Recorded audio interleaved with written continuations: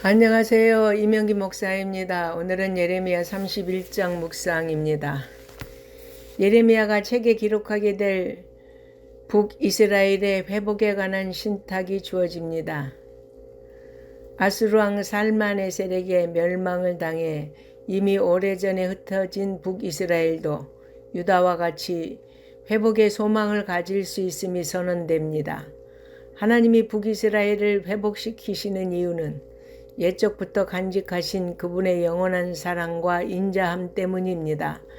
그러므로 북이스라엘이 다시 세움을 입고 옛 땅으로 돌아와 복을 누리게 될 것입니다.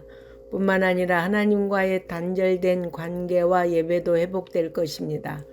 하나님께서 그들을 회복하신 이유는 첫째, 구원을 호소하는 간구를 하나님이 들으실 것이기 때문입니다. 둘째, 하나님과 이스라엘의 끊을 수 없는 아버지와 아들의 관계 때문입니다. 이것은 아버지가 되시는 하나님의 전적인 은혜입니다.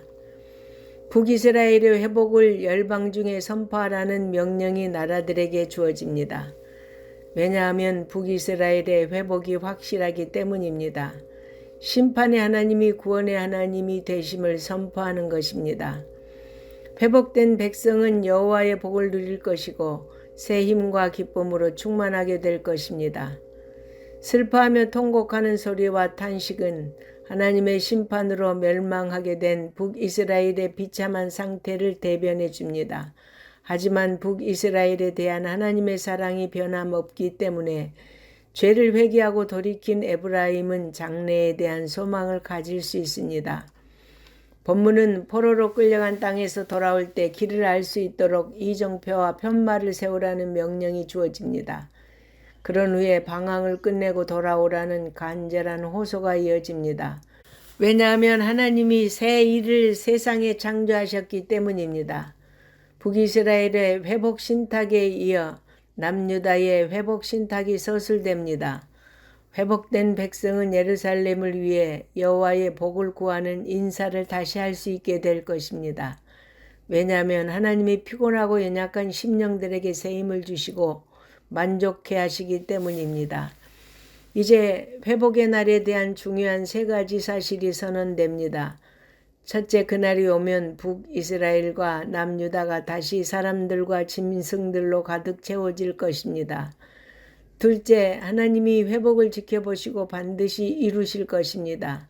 셋째, 그때가 되면 회복된 백성은 자신들의 죄를 돌아보게 되고 하나님의 심판이 정당했음을 인정하게 될 것입니다. 하나님이 그분의 백성과 맺을 새 언약에 대한 선언이 주어집니다. 하나님이 약속하신 회복이 이루어질 날은 그분이 이스라엘과 유다와 새 언약을 맺으시는 날입니다. 새 언약은 조상들이 파기한 언약과 같지 않습니다.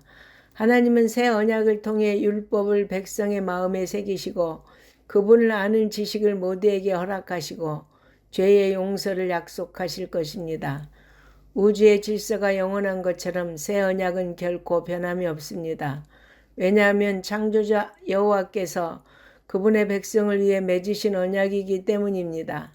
하나님은 새 언약을 확정하시기 위해 예루살렘을 견고하게 다시 세우실 것이며 거룩하게 하실 것입니다.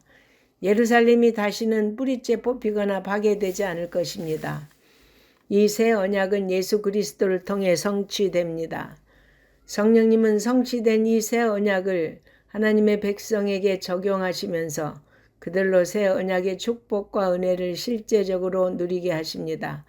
그러므로 이제 우리 성도는 영원한 하나님의 언약 백성이 되었으므로 하나님이 기뻐하시는 풍성한 아름다운 성령의 열매를 맺는 성도가 되기를 바랍니다. 아멘.